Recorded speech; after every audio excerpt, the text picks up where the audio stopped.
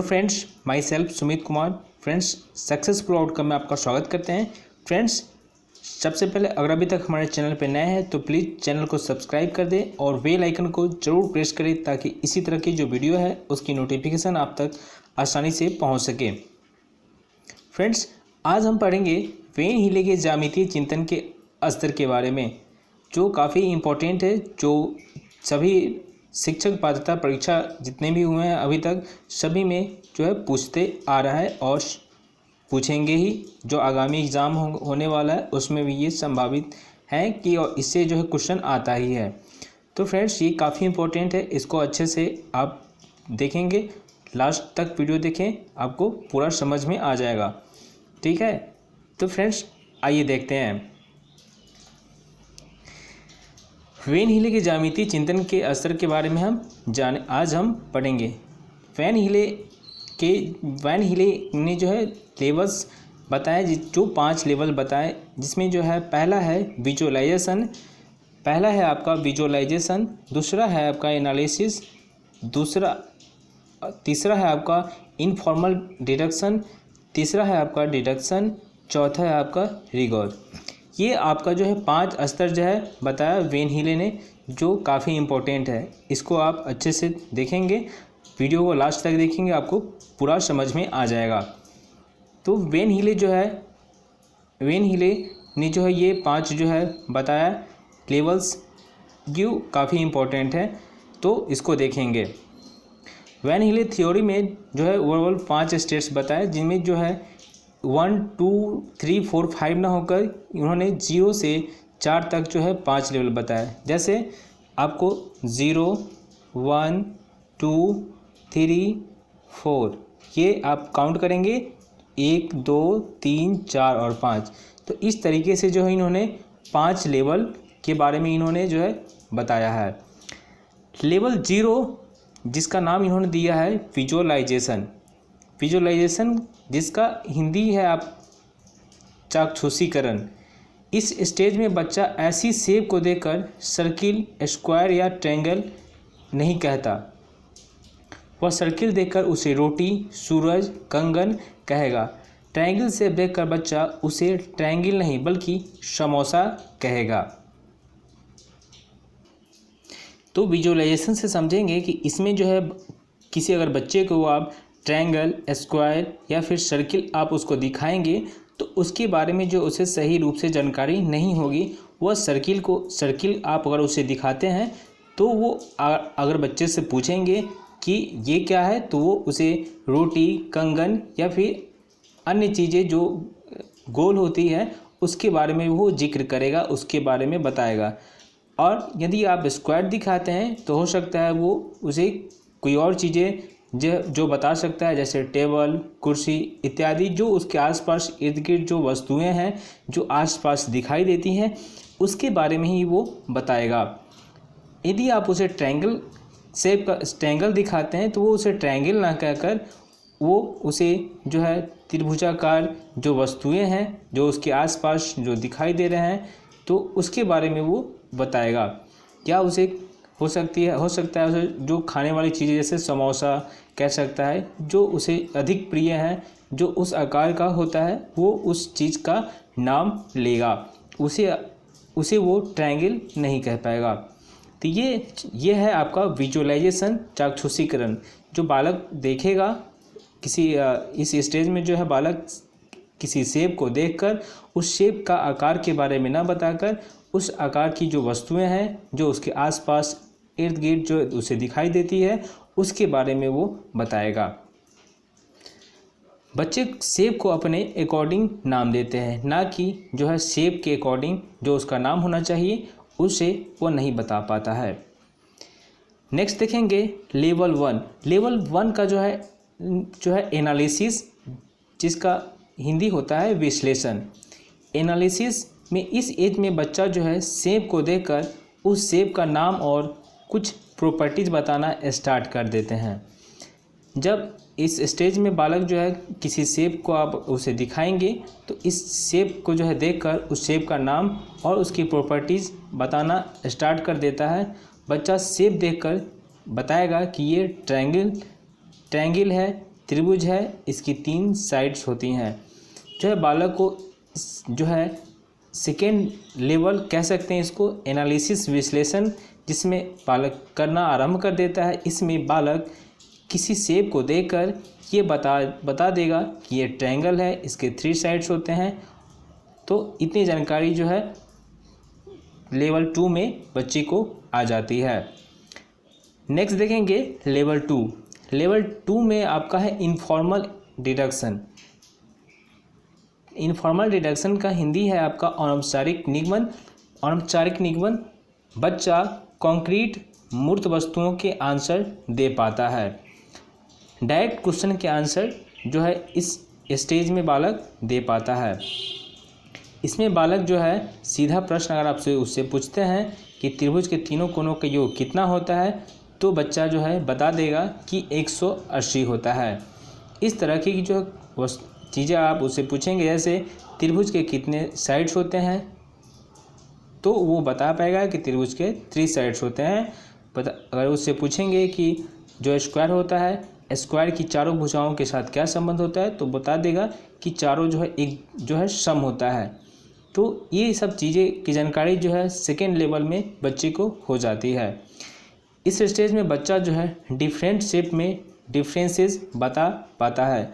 अगर आप उसे किसी त्रिभुजाकार वस्तु त्रिभुज दिखाते हैं, स्क्वायर दिखाते हैं और ट्रायंगल दिखाते हैं, तो उसके शेप के डिफरेंस को वो समझ पाता है।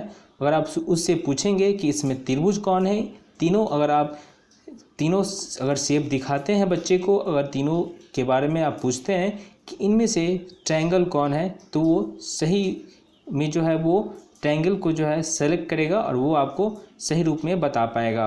तो इस स्टेज में जो है बालक डिफरेंसेस, अलग अलग जो शेप्स होते हैं उसके डिफरेंसेस के बारे में वो बताना शुरू कर देता है।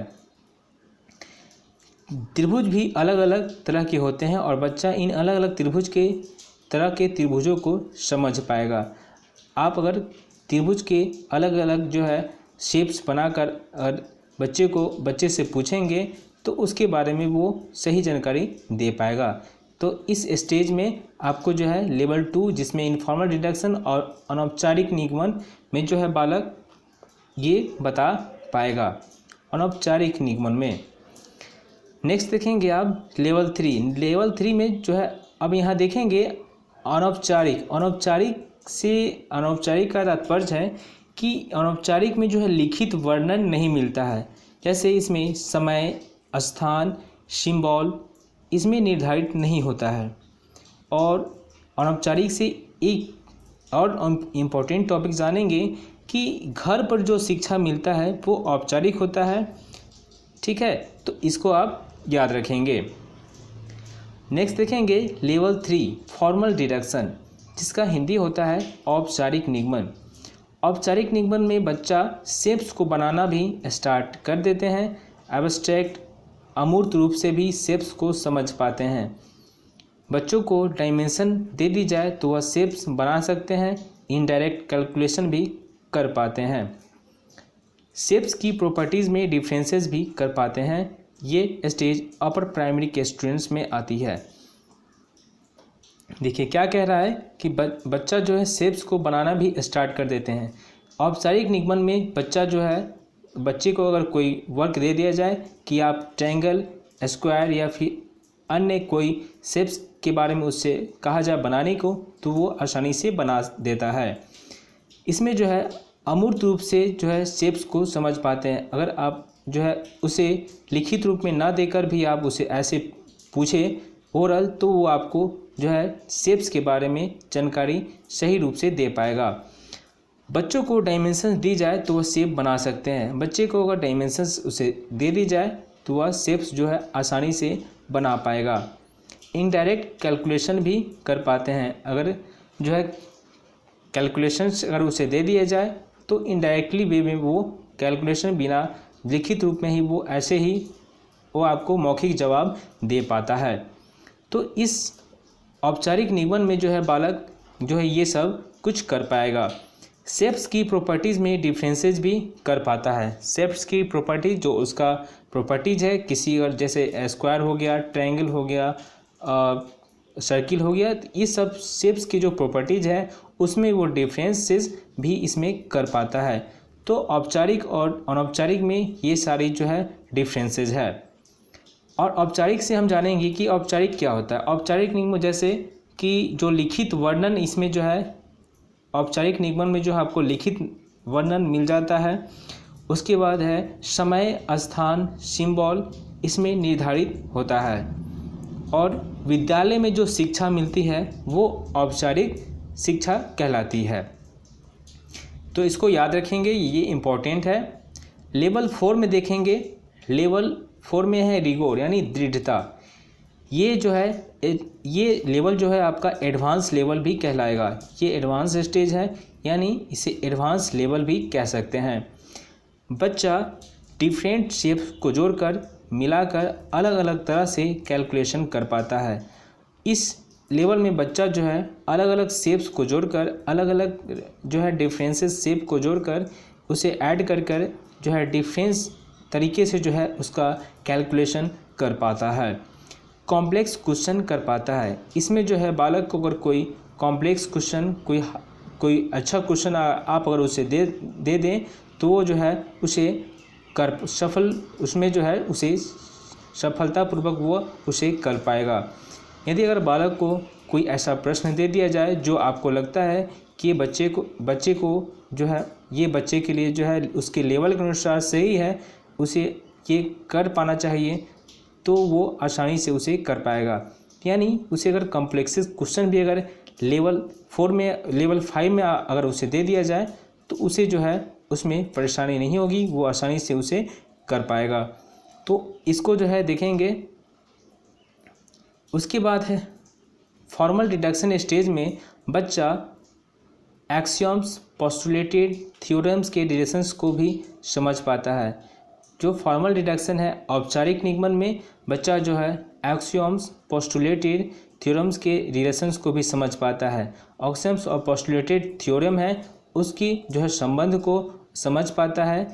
प्राइमरी क्लास में बच्चे स्टेज 1 एनालिसिस तक ही पहुंच पाता है। रिगर स्टेज एडवांस है, यह ऑप्शन सीटेट में नहीं आता है।